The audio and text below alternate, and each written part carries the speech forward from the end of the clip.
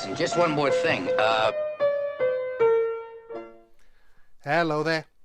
Welcome to my rundown of my 10 favourite Columbo villains from the original series. These are my personal choices and are not even necessarily from my favourite episodes, but they are my favourite villains in 3 different categories: most sympathetic, most evil, and most fun. I haven't put them in any particular order, but please let me know in the comments what your favourite villains are, and please like the video and subscribe to my channel, as it genuinely helps me grow the channel and, more importantly, makes me happy. So, number 10. Let's start with an evil villain. The scheming politician Nelson Heywood, from Candidate for Crime, played by the brilliant Jackie Cooper. There have been plenty of villainous politicians on screen over the years, but this one was conceived right in the middle of the Watergate scandal plaguing Richard Nixon, and while it doesn't reference that at all, it really must have caught the zeitgeist. What makes him particularly evil is the craven abuse of power and manipulation on top of the murder. His poor wife is at first presented as a bit of a lush,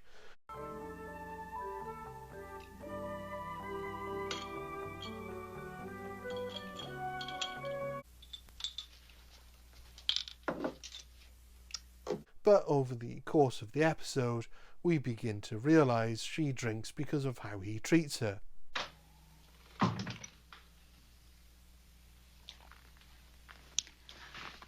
Oh, don't tell me. A little thing like Harry's getting murdered's enough to make you sleep at home tonight. He constantly gaslights her about his affairs. There is no other woman in my life. Don't be nervous, the door is locked. Only one of which we know about, but considering his current lover also works for him, and he is in a position of immense power, I'm sure there have been others. Once he has murdered his campaign advisor, Harry Stone, he abuses his power over his wife and his lover in an effort to get away with it. He said it was. Look, wait a minute. He said it wasn't a political murder. That whoever killed Harry. Listen, darling, was... I'm at the peak of a political career. I'm under enormous pressure. Someone is trying to kill me. Now, that is a fact, isn't it? They're never going to believe that I didn't just plant this thing here myself. I tell you, if just somebody else would have found it. All right, I found it. No, darling. I found it just now. No, it's best you stay out of it. Going so far as to get his lover to assist with his alibi and walk around unknowingly carrying the murder weapon. Just learning from those Oh, Mrs. Heywood, will you be needing me any more this afternoon? He is a really nasty piece of work. Number 9. A sympathetic murderer. Paul Golesco in Negative Reaction, played by the lovely Dick Van Dyke, very much against type. Now, he shares some similarities with our previous villain. His wife is a drinker, and he's having an affair. But his wife is demonstrated to be a controlling and manipulative woman. Do you know what time it is? It's past noon. Sorry. While I think of it, I want you to speak to Mrs. Moylan tomorrow when she comes into work. Her work is just not acceptable. The kitchen's disgrace. I am going to loathe it. You know that perfectly well. Really, you're incredible. Buying a ranch without even consulting me. While his lover is not used or implicated in his scheme at all. And this isn't a justification of him being a murderer, merely what makes him more sympathetic. We see that he married a woman who has stifled his career and his life and pushed him to the very edge of his sanity. And while the murder is inexcusable, it's at the very least understandable. Oh, Mrs. Heywood, will you be needing me any more this afternoon? This is turning out for Davis with No. 48. Coming. I have this dream, Francis, and there's a phone call, and he says, terribly sorry, Mr. Golesco, but your wife's dead. And then I always wake up, and I want to cry. Because you're still alive, Francis. And I have nothing to face that day but another 24 hours with a domineering, suffocating woman who took all the joy out of my life. Casting really plays an important role here too. Had Paul been played by a less imposing actor, someone known for playing more submissive roles, I don't think it would have worked as well, because of course this character is put upon. But with Van Dyke, he's a tall, imposing presence, especially with the beard helping to hide his comic persona. It means we believe his wife must be pretty tyrannical to have such a hold over him. At number 8, we have a fun villain in Abigail Mitchell from Try and Catch Me, played by Ruth Gordon. It would be tempting to put her in the sympathetic category, as Abigail is very nearly justified in her vengeance against the man who may have murdered her niece. But she also plays the role with so much charm and personality that she easily fits into the fun category. She's so unassuming as Abigail, this tiny mystery writer in the mould of Agatha Christie, who succeeds at committing the murder by appearing as a dotty old woman. What precisely have you found out from all this poking around?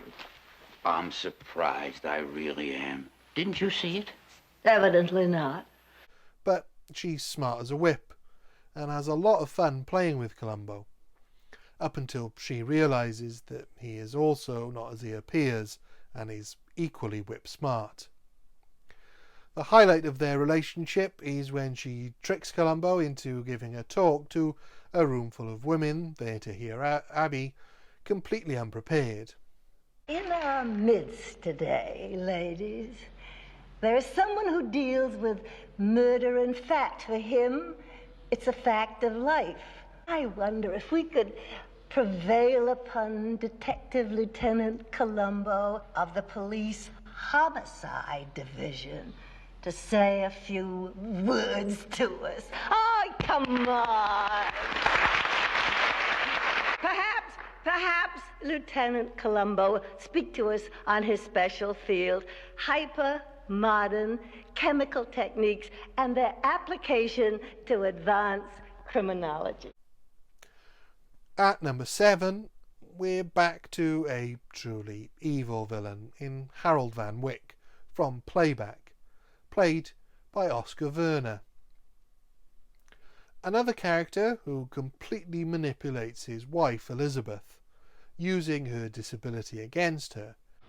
Here you are safe, in the house I built for you.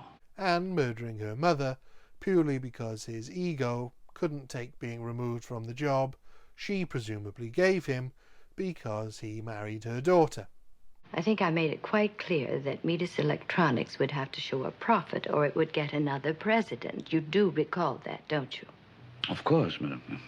If it weren't for my daughter's blind devotion to you, I'd give you nothing. His motives are entirely self-centered.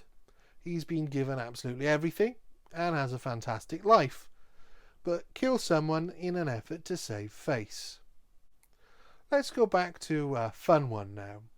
At number 6, with Tommy Brown from Swan Song, played by music legend Johnny Cash. Again, potentially a sympathetic villain with a deeply controlling wife, but also potentially an evil villain, as he also murders the young girl he might have had an affair with while she was underage. For me, he just scrapes into the fun category, due in part largely to Johnny Cash's charisma. A naturally charming man, if not an entirely natural actor, he has great chemistry with Falk, and the scenes they share are really magic. When Columbo visits Tommy at his home and he's just noodling on his guitar, Cash seems much more at ease with that, as if the guitar acts as a comfort blanket, and the scene is much more fun for it.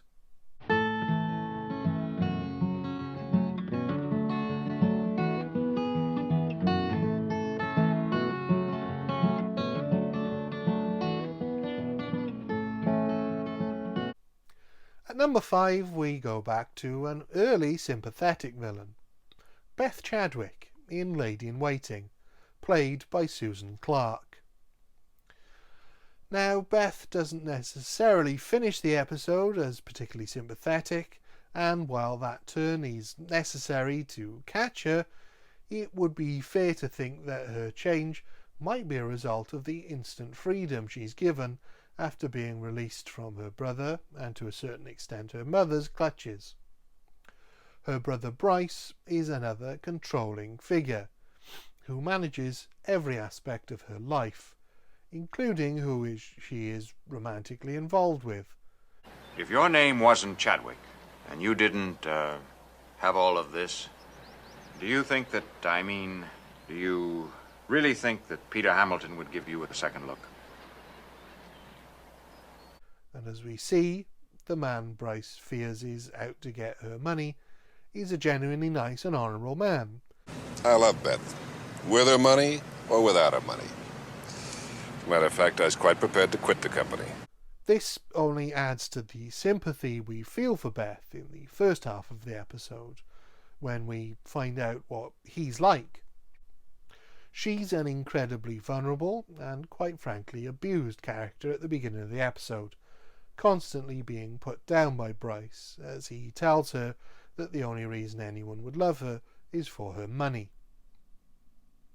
It's almost enough that you don't mind that she becomes a bit of a megalomaniac by the end. Number 4 now, another ruthless killer. Mark Halperin in A Friend Indeed, played by Richard Kiley. Not the initial murderer, but as Hugh Caldwell is quickly sidelined, Halperin takes centre stage. Who, for a start, is a high-ranking police official, and second, is asked for help by Caldwell. When I realized what I was doing, I let her go, and she just fell. Calm down, calm down. Mike, you gotta tell me what to do. He could have told his friend that the best course of action would be to turn himself in and claim it was an accident, which it appears it was. But Halperin clearly already planned to kill his wife, was happy to cheat on her, and was only with her for her money. And so he uses this opportunity to enact his plan. My money, my inheritance. Wrong, darling. My inheritance.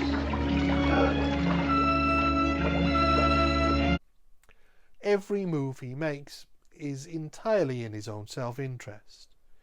He wields his power to avoid suspicion and to move the investigation away from him. He's cold-blooded and quite happy to frame someone else for the crime. He's thoroughly despicable. My number 3, another sympathetic villain, is Adrian Carsini from Any Old Port in a Storm, played by Donald Pleasance. Perhaps not the most sympathetic killer on the face of it, as it is because of his own self-destructive tendencies that he kills his own brother, but Pleasance really does imbue the character with sympathy in his performance. Now, no paperwork today. Today is Sunday. Only a fanatic works on a Sunday. Oh, but Mr. Carsini... Well, why don't you go back and pack some more splendid gowns? We're going to be in New York for a whole week instead of 2 days. He's a wine obsessive who spends way more than he makes. While his brother is a bit of a deadbeat, he's watched Adrian spend their inheritance and ruin their family's company. And yet, Adrian is so meek, afraid even to ask his secretary on a date, and only passionate about wine, he remains sympathetic, perhaps because he's so pathetic.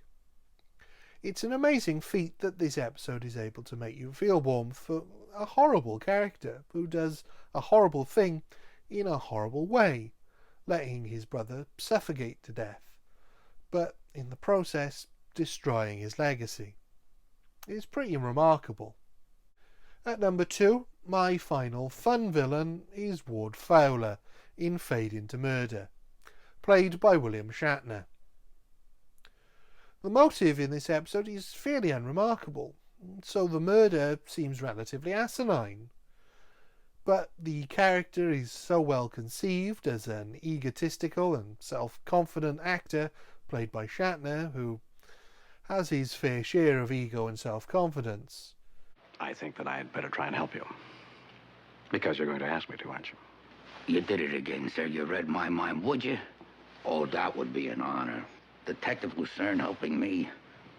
Wait till I told my wife.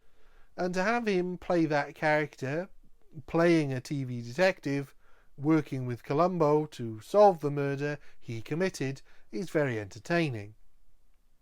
It's another example of Columbo and the murderer having a great time in each other's company, despite the murder. Columbo knows it will eventually end, as he knows Ward did it, and knows he will catch him. You have to wonder if he strings this one out. Ward is caught due to fingerprints on the bullets, which could have been solved by any detective relatively simply.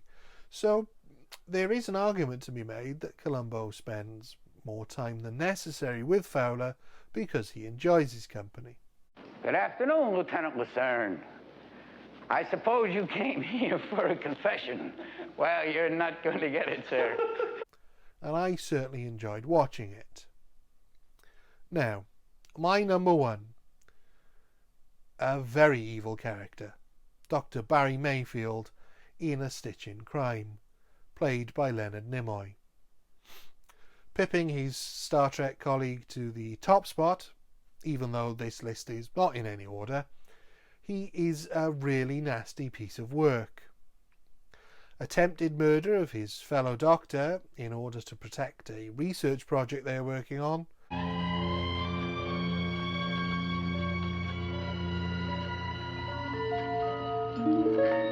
Leading to actual murder of a nurse who gets wind of his plot.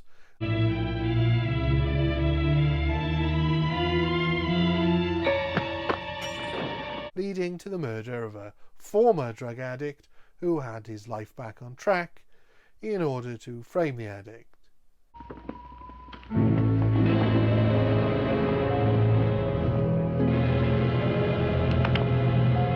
Everything Mayfield does is to protect and elevate his ego, including 2 murders of innocent people, one of whom had absolutely nothing to do with his plot.